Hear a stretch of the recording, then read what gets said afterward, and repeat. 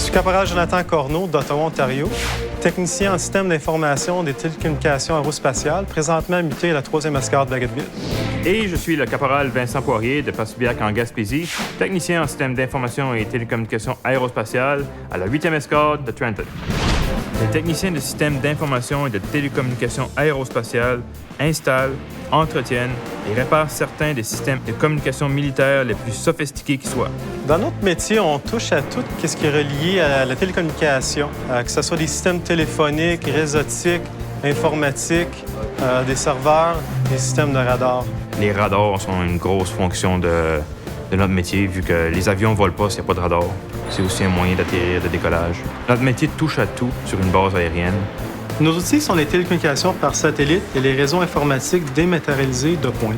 Les systèmes radars aéroportés et au sol, le matériel mobile de commandement et de contrôle de l'espace aérien, les transmissions vidéo de l'espace de combat, les lignes téléphoniques câblées et la surveillance aérienne à distance. Une journée typique, on rentre le matin, on ne sait jamais exactement à quoi s'attendre. On touche à pas mal tout ce qui est dans la télécommunication, des problèmes d'ordinateur, des demandes d'activer des prises de réseau, des demandes d'activer des prises téléphoniques. Les techniciens de systèmes d'information et de télécommunications aérospatiales mettent leurs connaissances et leur matériel au service de la mission, peu importe où elle se déroule. Dans les centres de commandement et contrôle, au Canada ou en déploiement partout dans le monde. Les voyages sont une partie importante de notre carrière. Une semaine, on est près du pôle Nord à Alert pour y déployer un système radar portatif d'approche de précision.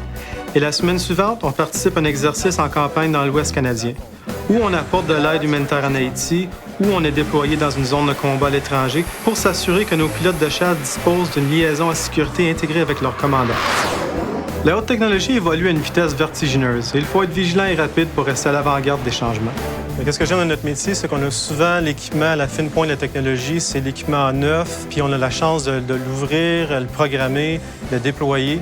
J'ai la chance de travailler avec beaucoup d'équipements variés.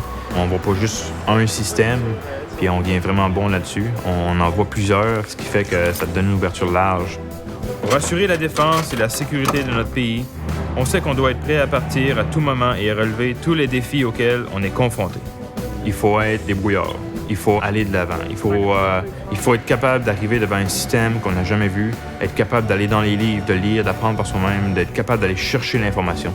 Que tu décides de te joindre à la force régulière ou à la réserve, servir le Canada comme technicien de systèmes d'information et de télécommunications aérospatiales est un excellent choix.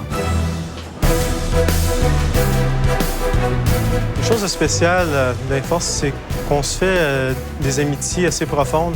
On a un bon support et même après le travail, on va souvent sortir ensemble, on va s'aider les fins de semaine, on va tout le temps se donner un coup de main. Fait qu'une certaine intimité qu'on ne retrouve pas ailleurs. Je pense que je peux dire en toute franchise, en toute honnêteté, que je peux aller partout au Canada, puis je connais du monde. De Vancouver jusqu'à Terre-Neuve. C'est comme ma seconde famille.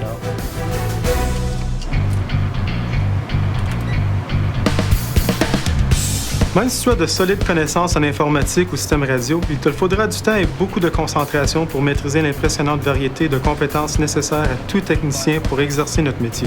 Mais tu pourras compter sur certains des meilleurs instructeurs qui soient. Après ta formation de base, tu passes près d'un an à l'École de l'électronique et des communications des forces canadiennes à Kingston, en Ontario. Au premier semestre, tu fais le cours d'électronique orienté vers la pratique, soit 23 semaines consacrées aux rudiments de la circuiterie, des réseaux informatiques, des communications radio, des sources d'alimentation et bien plus encore. Puis tu fais un cours d'apprenti de 14 semaines, toujours à Kingston, pour parfaire tes compétences. Tu travailles sur des circuits imprimés et des standards et avec des radars d'aérodrome, des systèmes d'aide à la navigation, des systèmes de communication radio et des systèmes de cryptographie sécurisés. Tu quittes Kingston en tant qu'apprenti, avec un ensemble de connaissances et d'expériences pratiques qu'aucune formation civile ne peut t'offrir. Et tu es prêt à utiliser et parfaire tes nouvelles compétences dans un contexte de l'aviation. Ta première affectation sera dans une base au Canada ou en déploiement avec le 8e escadron de communication et de contrôle air ou à l'étranger avec un escadron de radar de contrôle tactique. Tout au long de ta carrière dans l'aviation, tu auras des occasions d'améliorer tes compétences à mesure que des nouveaux systèmes informatiques et de télécommunications entrent en service. Et tu auras accès à tout un inventaire de formations avancées dans des domaines comme les réseaux hertziens, la fibre optique, la surveillance aérienne, la gestion et le leadership.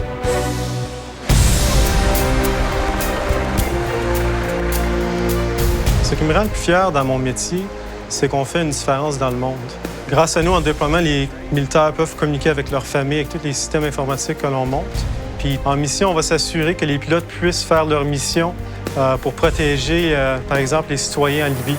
C'est une expérience unique, incroyable, que j'aurais pas eu la chance de faire si j'aurais pas déployé. L'avantage que j'ai d'avoir tellement voyagé, je suis allé au Moyen-Orient, je suis allé en Italie, je suis allé aux Pays-Bas, je suis allé partout au Canada. Souvent, le monde, il rêve de faire ça, mais ils le font pas à cause de leur travail ou à cause de la famille ou quelque chose comme ça. Moi, ça fait partie de ma job. J'ai même pas besoin de planifier pour le faire. Ça vient de seul. J'ai pas aimé quitter la Gaspésie quand j'étais plus jeune, mais mon Dieu que ça ouvre les yeux, que ça fait grandir aussi.